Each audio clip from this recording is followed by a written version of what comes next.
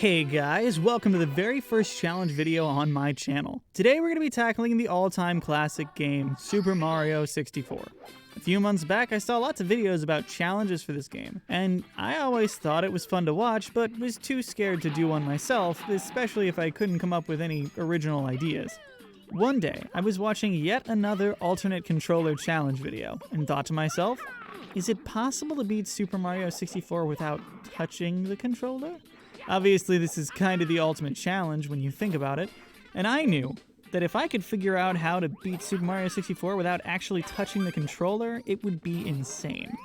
So the rule set's simple. No touching the controller. And I didn't want to just say that and then run around using other stuff to operate the normal controls like a pencil, or have someone else play it for me. So naturally, none of that's allowed either. Now I think it'll be quite a challenge, but in my head it actually seems pretty doable. My strategy is very simple. Improvise. With this stipulation, every problem will need its own unique approach and solution. Planning too rigidly what I'm going to do will probably just result in extra frustration. I'm also going to be focusing on the more interesting parts of the run, so that this video isn't as long as the 51 hours of footage that I recorded. Of course, the challenge begins after all introductory text is out of the way and I can start playing.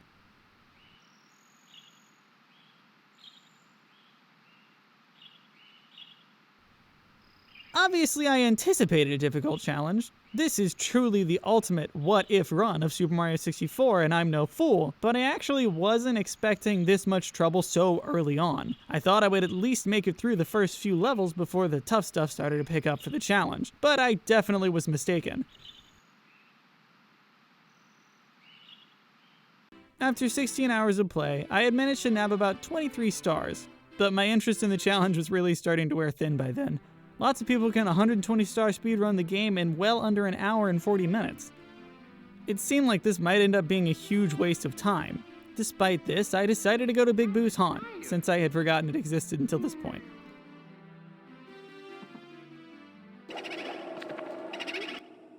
Of course, in Big Boo's Haunt it was clear that a familiar problem had returned. Being unable to move Mario at all can make it quite difficult to collect a few of the stars, like the 100 coin star of any given course, which naturally requires the player to do quite a bit of moving, jumping, and even occasionally punching. All of which are moves that, until now, I hadn't considered the necessity of. It was obvious I was in over my head by this point, but I just kept thinking about ways to make it through. Now, in a normal Super Mario 64 challenge run, depending on what the challenge is, the player may not be able to collect enough stars to advance to the next area. So the general game plan is to collect as many stars as you can and leave the hardest stars for later, only taking them if absolutely necessary. This strategy of course wouldn't work here because very nearly all the stars in the game can only be obtained through some interaction with the controller. So I had to retool my plan to just get any star remotely possible. After I managed to scrape my way up to 30 stars, adding only 10 hours to my play session, I decided to tackle Bowser in the Dark World, to at least start trying levels in the basement area. Sure enough, he was still pretty easy to beat the first time. Challenge run or not, the first Bowser fight is still a cakewalk. In beating this though, I felt a new lift in motivation. Getting atop the 4 pillars from shifting sand land seemed challenging initially, but ended up being pretty easy, nabbing me another star. I grabbed some more stars in Hazy Maze Cave and Lethal Lava Land, and somehow managed to get a few stars in Dire Docks. Although, it is here that I learned that to unlock Bowser in the Fire Sea, you actually have to beat the first star for Dire Docks. Board Bowser sub.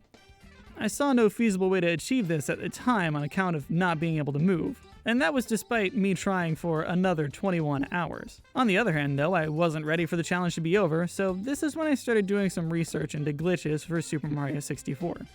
I figured, if I can't finish it normally, let's see if it's possible to even finish it at all. This led me down quite a long and winding rabbit hole about how every cartridge of Super Mario 64 is actually personalized to an individual. Now, obviously this sounded like a bunch of nonsense, so I brushed it off and didn't worry about it again. It was after researching some backward long jumping setups that I thought I could pull off, given my restriction, I found a quirk in the game's physics. I guess it isn't fair to say that it's a quirk in the game's physics, which are quirky enough, but actually a quirk in our physics. Googling backwards long jumping somehow led me to this old Vsauce video. Upon further researching, I came up with a brand new, fully within the rule set, way to play the game. It turns out that since everything is made up of atoms, which are imperceptibly small, have an electric charge, and mostly made up of space, Nothing can ever truly come in contact with anything else. This obviously had incredibly widespread implications about how we're truly alone in our existence, no matter what we do, because we will always be 10 to the negative 9 inches apart, or that I'll never be able to hold my wife or future kids.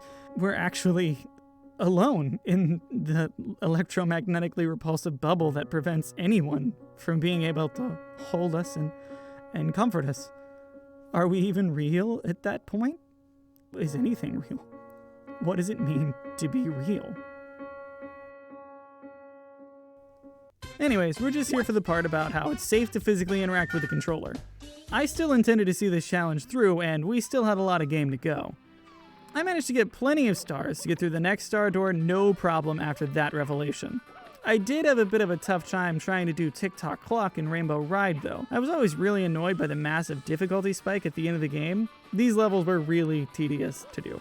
Rainbow Ride took up another 4 hours alone. I don't know how many people know this, but for Tick-Tock Clock, if you go in when the minute hand is at 12, time will be stopped in the clock. Presumably because the developers wish they could stop time for their lunch break. If you go in at 3, everything moves slowly.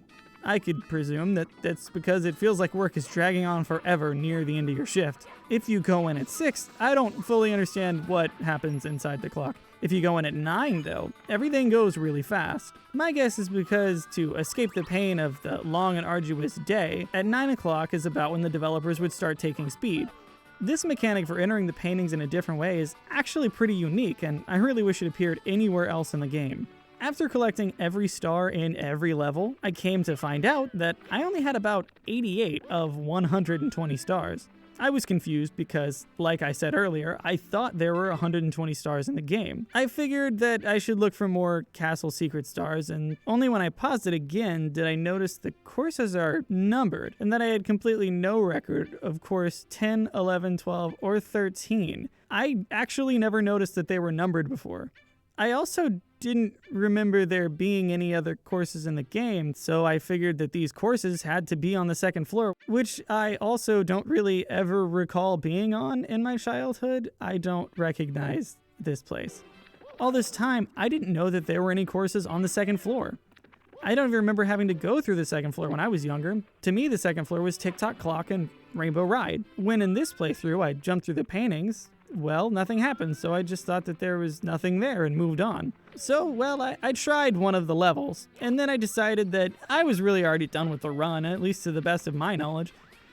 In conclusion, yes, it is not only 100% possible to beat Super Mario 64 without touching the controller at all, but actually, that is the only way anyone has ever done it, ever, to begin with, the whole time, all along.